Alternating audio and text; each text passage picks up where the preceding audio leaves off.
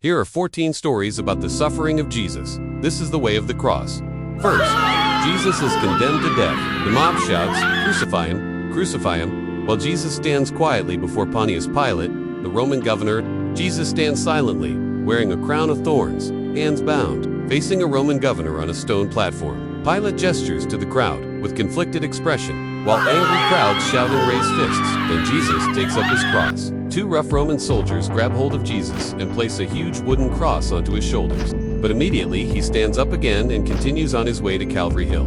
Next, Jesus falls. The first time, under the weight of the cross, Jesus stumbles and falls to the ground. As Jesus walks past, his mom, Mary, stands on the side of the road with her face downcast. Seeing how exhausted and beaten Jesus is, a brave woman named Veronica steps forward. She gently wipes his face with a cloth, and in doing so becomes the first witness to the face of Jesus.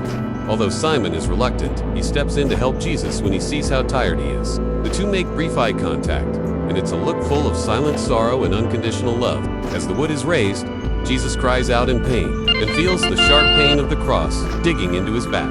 With his last bit of strength, he cries, "It is finished," and then he breathes his last. Now, completely exhausted and wounded, Jesus falls to the ground one last time. Behind the stone, a soft light begins to shine. 3 days later, he rose.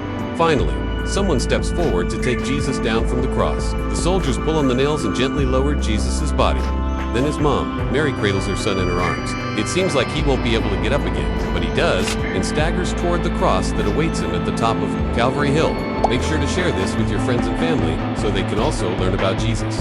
Now Jesus meets his mother. Then Simon of Cyrene helps Jesus carry the cross. A passerby, Simon, is ordered by a Roman soldier to help Jesus carry the cross. They recognize who Jesus is and understand what is going to happen to him. After that, Veronica wipes the face of Jesus.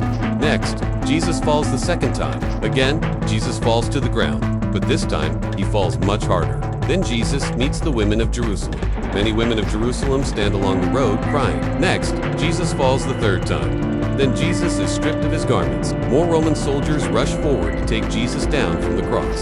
They rip off his clothes and leave him exposed. Now Jesus is nailed to the cross. Rough and unmerciful Roman soldiers nail Jesus' hands to the cross.